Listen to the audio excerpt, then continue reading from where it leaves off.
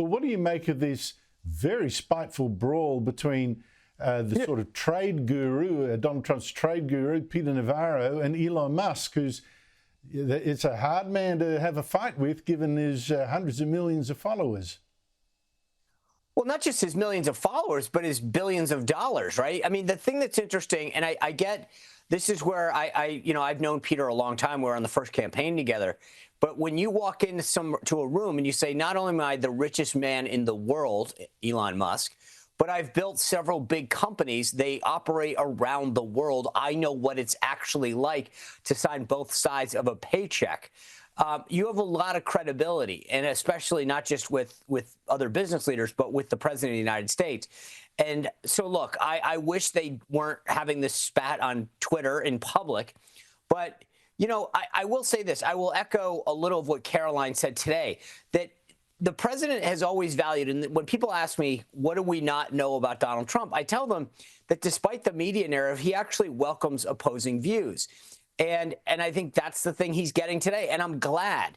There's too much talk about, oh, he's surrounded himself with loyalists and sycophants. Look at the reality here on this big, huge trade debate. He's got Elon Musk very clearly in one camp, Peter Navarro and Howard Lutnick, the Commerce Secretary, in another. That's healthy. That's good. Now, you mentioned, and it's true, Netanyahu said, Israel's prepared to drop all its trade barriers and its tariffs, but Donald Trump still wouldn't say yes and will do the same. No deal was concluded. But whatever the West does, the key sticking point now is China. China is really aggressive.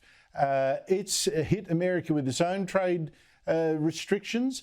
And now Donald Trump has retaliated by jacking up their tariffs to over 100%. And you've got J.D. Vance, meanwhile, calling the Chinese peasants, whereas and the Chinese are taking great exception to that. Where is this going? Because that is now merging with some nationalist agenda.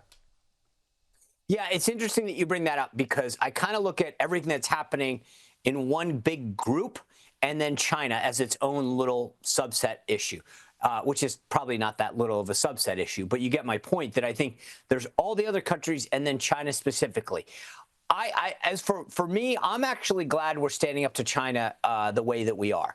It's been way too long. We have gotten abused by China since they entered the WTO in the early 2000s. They are not the responsible stakeholder. They are not embracing capitalism.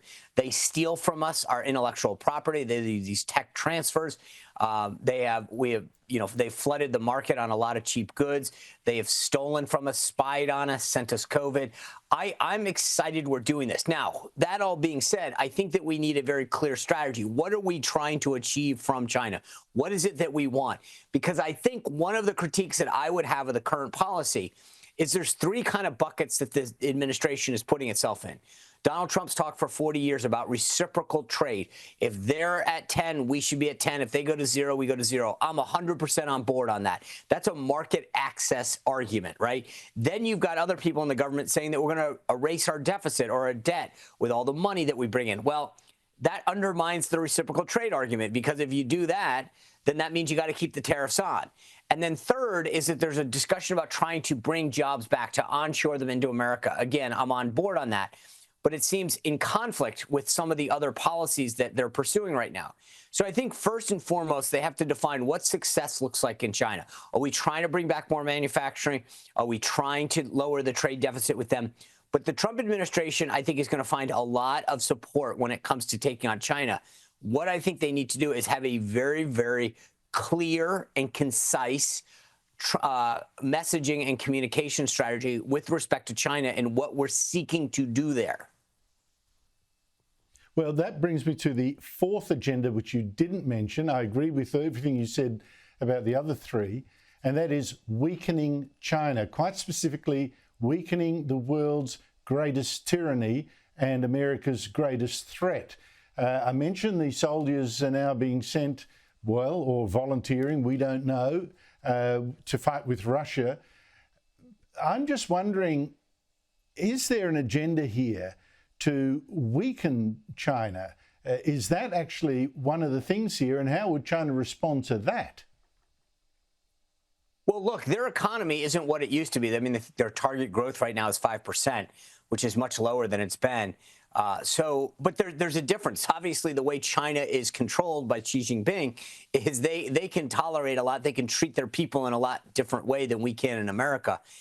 So there's a lot more built into what they can do to their own people than we can do here in America. I do think it's important, though, that we stand up to them.